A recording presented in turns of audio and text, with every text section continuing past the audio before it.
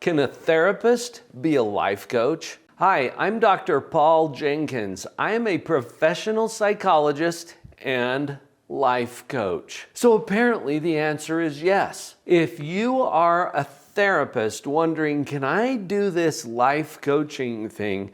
Hang on, because I've got 5 considerations for you to take a look at that will move you in that direction.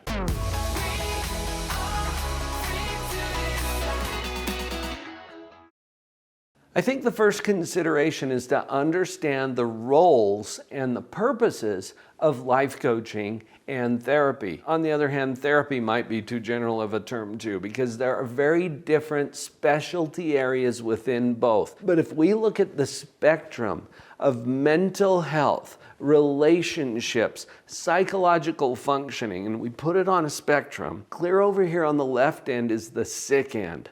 Diagnosis, pathology, treatment, all of that fun stuff is over here. Well, what's on the other end of that? And this is what I get really excited about personally. But to understand that, let's go to the middle of that spectrum first, health.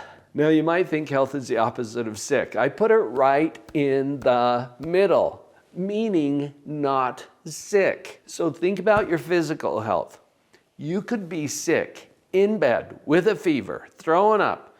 There comes a time when you can get out of bed and you're not sick. But that doesn't mean you're truly fit, thriving, prospering. That's over here on this end of the spectrum. When I look at the differences between therapy and coaching, I go to the spectrum. And for the first half of my career, about 15 years, when I first started out as a psychologist, I was squarely on this end of the spectrum. I would bring my clients in, give them a diagnosis, work up a treatment plan. You know the routine if you're a therapist. And then I would attempt to bill the insurance company for services, which was typically denied, and so I hired a staff of people to go chase down those dollars and to handle all of the authorization forms and the endless paperwork that was required. You can tell probably that I don't miss that part of my therapy career. Now, I loved working with the people, and I found that there are principles that can be applied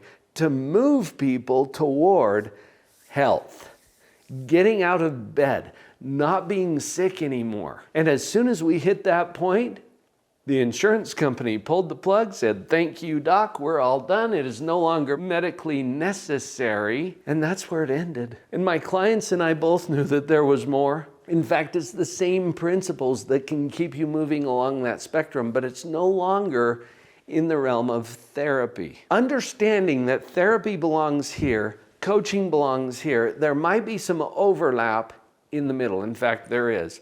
Everyone's got issues. And I think this middle of the spectrum is kind of an underserved population.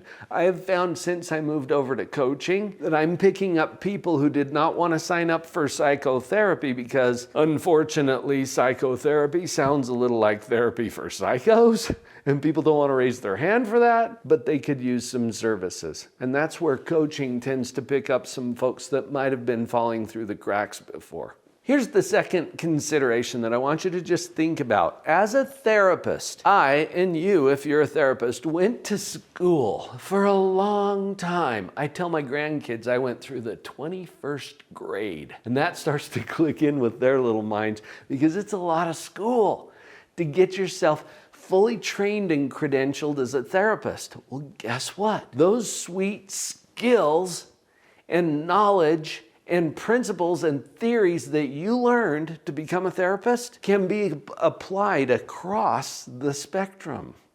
Those skills that you're using to help people get out of bed can be used to get them clear over here to the thriving end of the spectrum. This means that you might be better qualified as a therapist to become an effective life coach than many of the life coaches that are out there practicing and making a good living doing it. I'll bet you've got colleagues and people maybe that you went to school with or that you've been in practice with for a while who would love to see this video. You just thought of someone, didn't you? Will you share this video with them?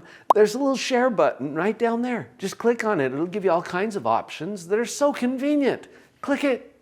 Another consideration goes hand in hand with what I just shared with you, and it has to do with your expertise in human behavior. What you've learned not only in school, but through the years of practice that you have already put in, uniquely qualifies you to understand human behavior and decision making and relationships.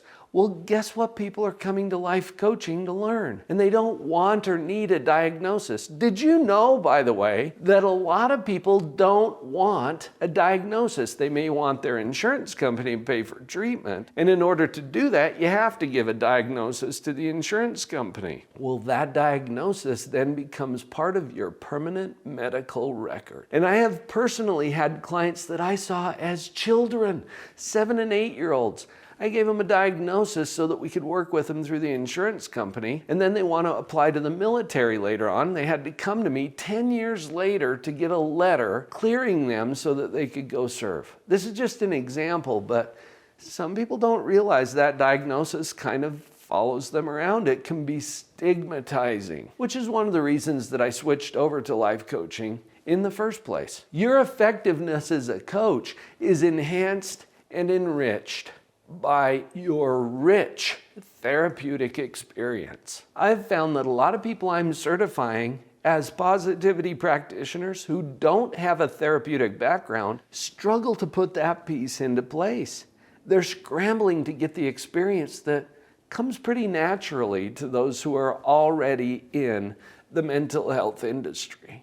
Now, before we wrap up, I want to just give you one more consideration to think about, and that is certification. Early in my career, I had a specialty area of doing child custody evaluations for the court. These are bitter, angry, divorcing people who can't figure out how to share their kids, and I got thrown in the mix of that. That requires some specialized training and expertise and experience that a lot of therapists don't have, that a lot of psychologists don't have. And I just mentioned that as an example, because if you want to go into positive psychology coaching, get some specific experience and maybe even a credential in that area. You don't have to. This is one of the things about the coaching industry that is, well, both good news and bad news. The good news is you don't have to be credentialed.